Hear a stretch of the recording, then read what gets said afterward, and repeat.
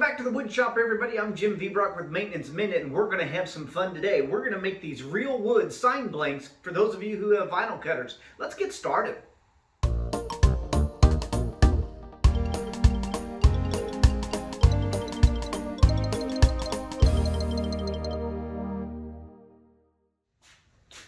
Okay, our project today is going to be very easy. All we need is one 2x4, but we need to be sure and get a specific kind of 2x4.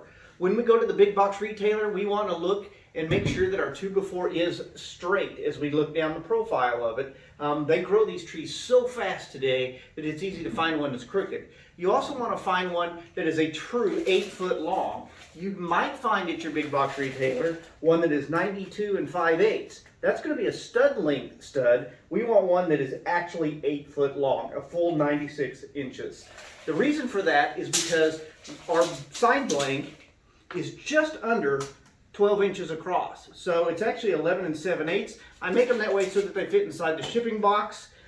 So there's going to be a special way we cut these in just a few minutes.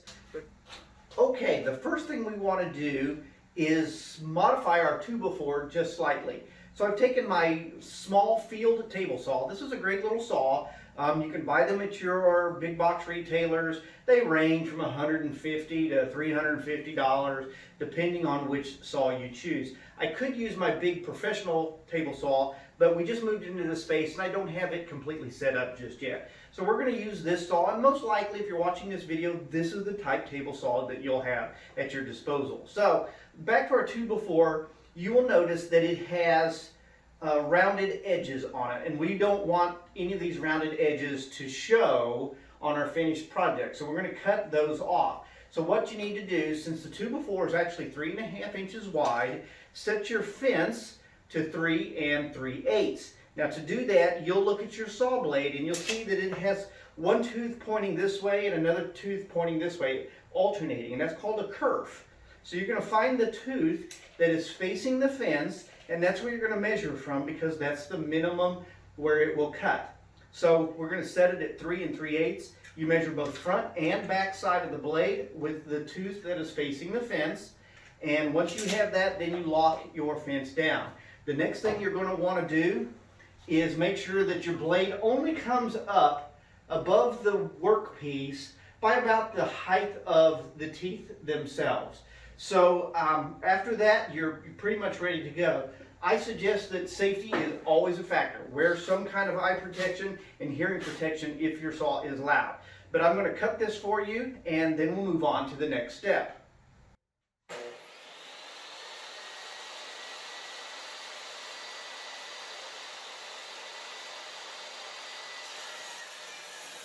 Okay, let me show you what I was talking about. This is the sanded, rounded edge here. And this is your square edge that we just cut. This is the edge that we're going to keep against the fence from now on. Okay, the next thing I want to do is start making my strips. To do that, I'm going to use the same principles I did before, and I'm going to set my saw blade at 1/4 inch. Now that's very narrow here, so you're going to be very careful about running boards through here, and it can be very dangerous. Maybe you need 2 people if you're not very experienced with this. But I'm going to run these through and make some strips. Remember, you put your cut piece against the fence.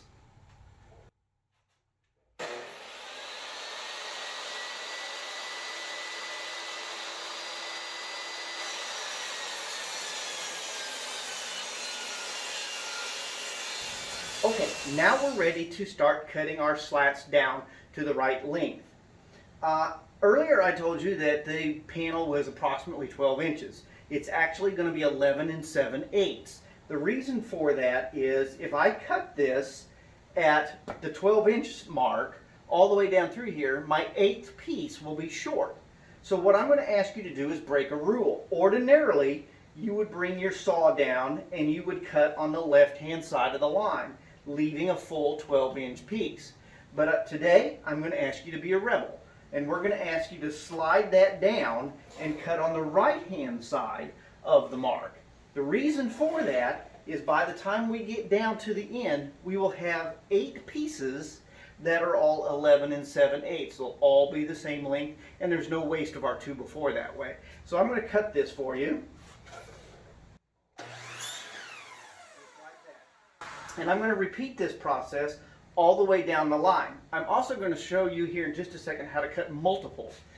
Okay, I'm now set up to cut multiples. And what I mean by that is, with all the strips you cut out of that 2x4, you're going to be able to stack them up vertically against your fence. This is your fence, and you're going to push them back against that, and then you're going to go to the end and make sure that all of them on the end are straight up and down. I use a square to do that, but you can do it visually. Make sure they're all straight up and down and flush with each other. Then you make your mark here to cut, and since I've already cut this first one, I don't have to do that. I can use it as the pattern. And again, I'm going to just butt up to it because I want all of my pieces to be the 11 7/8. So you will take your palm of your hand and hold that all firmly against the fence. Make sure your saw is lined up, all your fingers and everything out of the way, eyeglasses on, and then you will cut them off. But remember, you want to make sure both ends should be flush up and down. So here we go. Now, all of these in this series are now the same length. Okay, and we're going to repeat that all the way down through there. So there's almost a full sign blank right there. Okay, this is the pieces number 8. So this is my last batch. And just to check myself, I pulled the tape and everything went as planned. However, there are a few here that need to be tailed. So to do that, I've put my mark at 12 inches right there, and I'm going to pinch these together really good so they don't slide.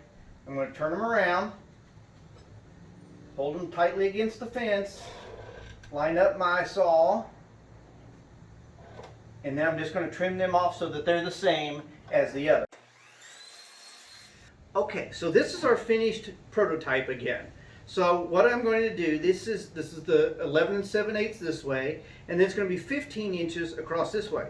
Since these are 1.5 inch slats, that means I need 10 of them. So I have stacked them up across here, 10 across, so that they'll be easy to assemble in a minute. On the back side, you'll see we have 2 strips that hold this all together. These are going to be 15 inches long. But I don't want them hanging off the edge, and I don't want to have to come back and sand them. So when I cut them, I'm going to cut them the same way, just a little bit under the 15-inch mark. And that'll save me a little extra time. So I'm going to go over to my compound miter saw and cut those now. Okay, we're ready for our final assembly. So what I have done, I've taken a scrap piece of plywood and some scrap boards, and I glued them down and stapled them down. But before I did that, I made sure they were perfectly square. And that'll help me as I assemble the parts. I can push them all together towards this corner, and I'll end up with a project that is square, and that's what you want, obviously, so it looks right. So what I'll do is I'll take my pieces, and we're going to assemble it upside down. So you want to make sure that the pretty parts, or the pretty faces, are actually down, which is going to be against what you what you think about, because you want to think about looking at them. So we're going to lay them across here, pretty side down.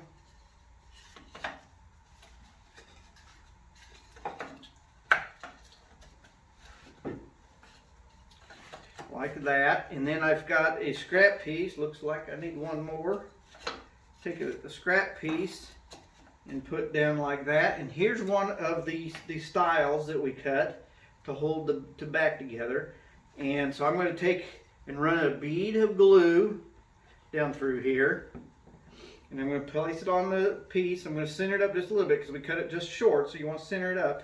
And then as I build this, I'm going to put constant pressure towards this corner because I want this to be tight. Now, you can squeeze these down as tight as you can, and over time they're going to shrink some more. Even though these are kiln dried 2x4s, there's still quite a bit of moisture in this, and they will shrink over time. So don't be too frustrated by that. I'm going to take my pneumatic nailer and my 1/2 inch staples, and I'm going to, or brads, and I'm going to put them in there. Now you'll notice that I run this at a pretty good angle, and that's just to help make sure that the ends don't stick through, because you don't want those ends sticking through.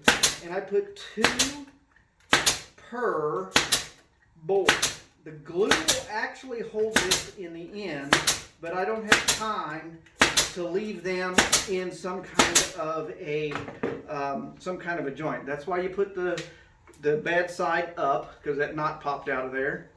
And so I'm going to do the same thing for the top, just a good healthy bead. I take my scrap piece there and I put it along the top. Now also, don't worry if your top part up there is not exactly straight across, because we can trim that up here in just a few minutes. Okay, then you lift it out and there's your fully assembled piece. If you happen to have a nail drive through, just drive it back with a little hole punch and you'll be fine. I'm going to get my sander out and we're going to sand the face. Okay, we're at the end of our project and we've got them fully assembled. There's just a couple of little steps left to do if you want to. Occasionally you will have one piece that's a little bit longer than the others, or this top edge will be a little jagged. Remember, on the bottom edge you had it against a straight edge, so that'll be true. Just run this through your table saw. I usually set it at 11 7/8. Run that down through there to clean them up, and they'll all be exactly the same and it'll look nice. I start with 80 grit sandpaper. I end up with 120 grit sandpaper. When they're done, they're nice and clean, and there's a good surface there to run your vinyl lettering that you have to put on there to paint with as stencils or whatever it is that you do with your arts and crafts. If you like these videos, please subscribe to my channel. If you have ideas for me to make a video on, please comment on that as well. And send all your friends to my channel too. The more people that subscribe, the better this channel gets. So I appreciate you watching today, and there's lots more videos to come.